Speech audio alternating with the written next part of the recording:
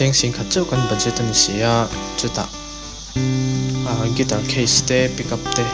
sela kan ti ve le khang lang bok sia chuwangin Yamaha te Fender Squire ti vel chu kan be sengam lo hrim ta chuanin hei cadence lo nak mea hei cheng sang sari chawin guitar case le pickup EQ chatak nge ron choma a pickup ala hianin tuner lo om sa zui le ngala thakop mea chuta hei enge niang budget apo khanin tlem zong bang kan la nei thei le ngala kan mong tak kan huin kan share chuan hei background music hi hei pickup through ka record sin hi nia kat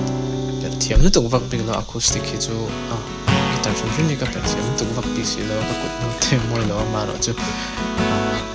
ari lo share ta no reference the na chung khanin version chung mane hi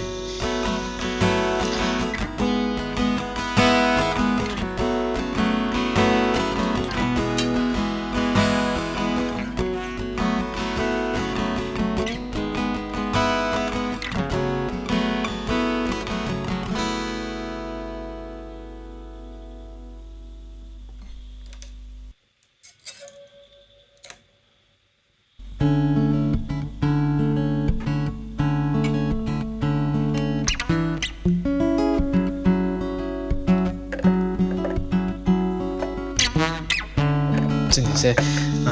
guitar chu a thaviau na in ka social video na chu aban action vel hi do tu sam che lo dewa ta he na man tlom hi lang vein ka ria Yamaha ti vel ho ai khan in a per chu nok lo de nek ti kha kan tar lang le ram ni chu